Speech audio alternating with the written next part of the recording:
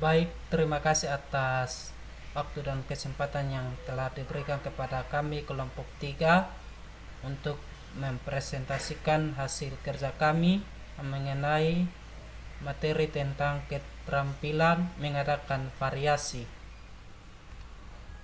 Anggota kelompok kami, saya sendiri Aldrianto Besi dengan NIM 1901030001, lalu saudara Cindy Suryani Nubatonis 1901030034, lalu kakak Hastuti Wilayadia N Arban 1801030073, lalu Kak Maria Nutrianimal 1901030007, lalu ada kakak Rickson Sylvester Malelak dengan NIM 1801030013. Nah, untuk materi tentang keterampilan mengadakan variasi, bagian pertama pengertian, lalu bagian kedua tujuan dan manfaat, bagian ketiga prinsip-prinsip, bagian keempat komponen-komponen, lalu bagian kelima kelebihan dan kekurangannya. Nah, untuk bagian pertama pengertian, pengertian dari keterampilan mengadakan variasi menurut Kamus Besar Bahasa Indonesia. Keterampilan berasal dari kata terampil yang berarti cakap dalam melaksanakan tugas, sedangkan variasi berarti selingan. Jadi keterampilan mengadakan variasi adalah kecakapan seorang guru dalam kegiatan pembelajaran untuk diketahui atau dipahami oleh peserta didik dengan cara berselang-seling agar peserta didik lebih mudah mengetahui atau memahami pembelajaran. Dengan ini berarti bahwa guru menggunakan cara yang berbeda-beda dalam menyampaikan pembelajaran sehingga tidak monoton dengan satu cara saja. Untuk materi selanjutnya atau bagian selanjutnya akan disampaikan atau dijelaskan oleh saudara kelompok. Terima kasih. Baik, perkenalkan nama saya Cindy Suryani Nubatonis. Pada kesempatan kali ini saya akan melanjutkan pembahasan terkait bagian yang kedua, yaitu tujuan dan manfaat dari keterampilan mengadakan variasi. Nah, langsung saja kita lihat tujuan dan manfaat yang pertama, yaitu menimbulkan dan meningkatkan perhatian siswa terhadap aspek-aspek pembelajaran. Nah, maksudnya di sini adalah jika seorang guru mengadakan variasi di dalam kelas, maka hal itu akan membuat siswa merasa tertarik untuk mengikuti pelajaran dan membuat siswa tidak merasa jenuh untuk mengikuti pembelajaran di dalam kelas. Dengan demikian, siswa akan menaruh perhatian penuh terhadap setiap rancangan pembelajaran yang telah direncanakan oleh guru. Yang kedua, meningkatkan kemungkinan berfungsinya motivasi dan rasa ingin tahu siswa. Di sini, karena variasi yang digunakan berubah-ubah dan tidak monoton, hal itu membuat siswa ingin mengetahui apa saja yang akan ia dapatkan jika ia mengikuti pembelajaran kali ini maupun pada pertemuan ke depannya.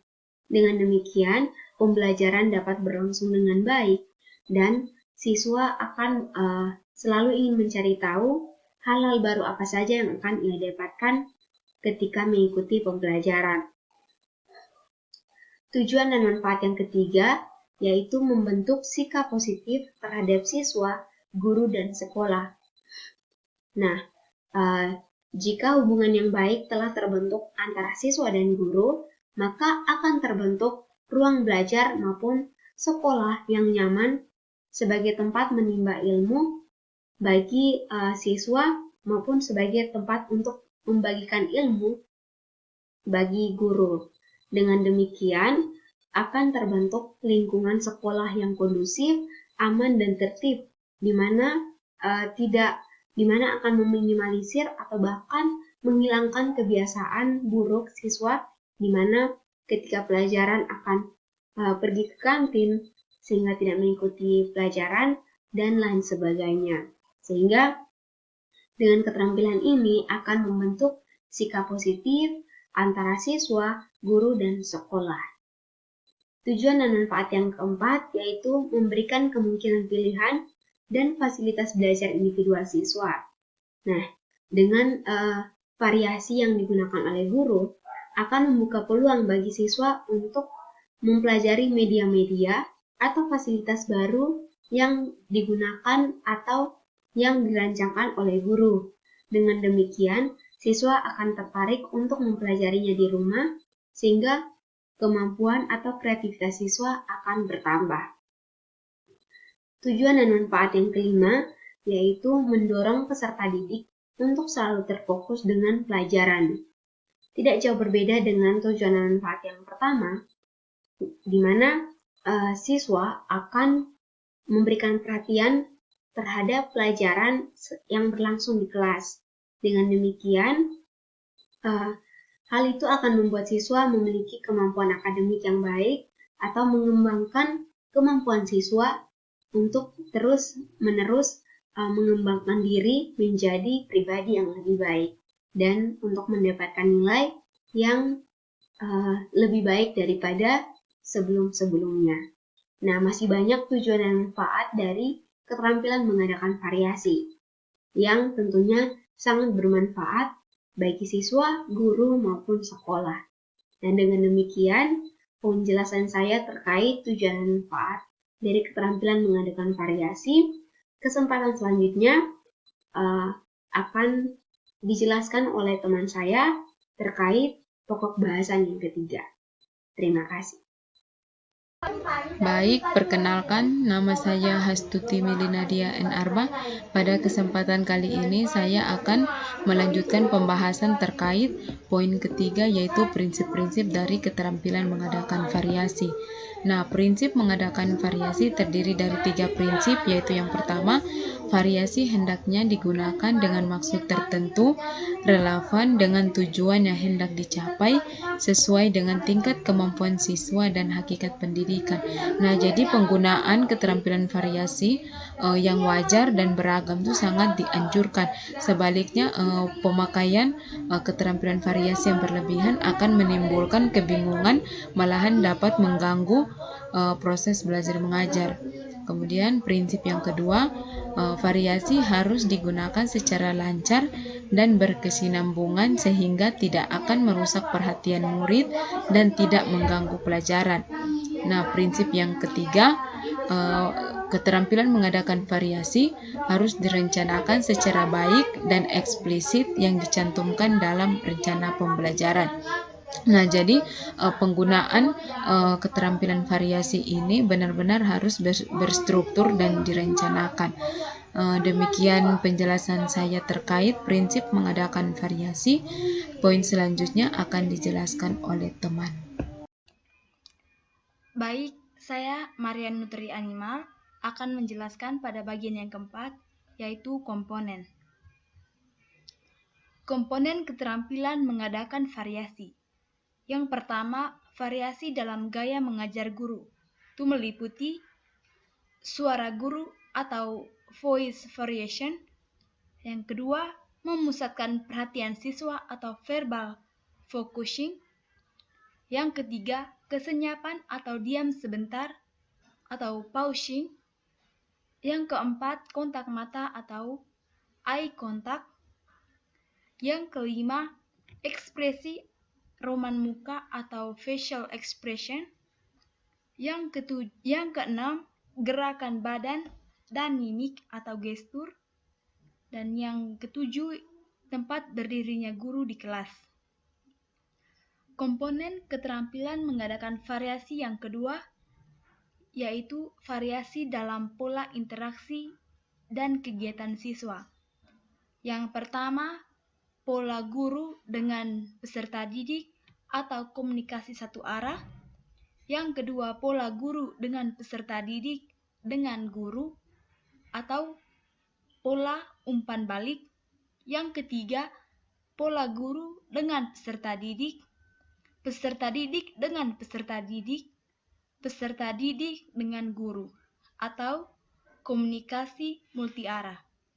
Yang keempat, pola melingkar. Setiap peserta didik diberi kesempatan untuk menyampaikan ide dan gagasan masing-masing. Komponen keterampilan mengadakan variasi yang ketiga, yaitu variasi dalam menggunakan media dan bahan pengajaran. Meliputi yang pertama visual, yaitu media dan bahan pengajaran yang dapat dilihat, yang meliputi benda atau objek sederhana.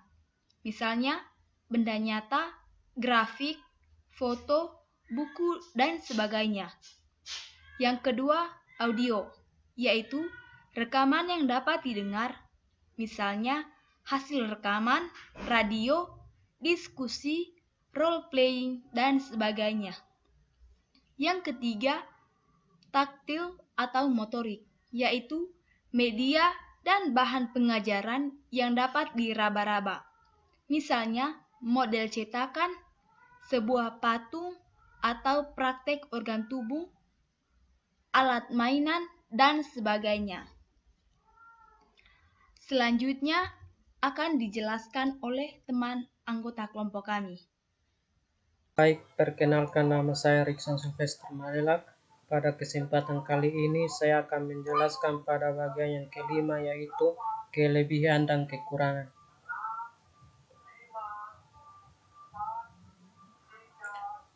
Kelebihan keterampilan mengadakan variasi. Yang pertama, kegiatan pembelajaran menjadi menyenangkan baik bagi guru maupun bagi peserta didik, yang menjadi semangat, penuh perhatian, serta ikut berpartisipasi dalam kegiatan pembelajaran.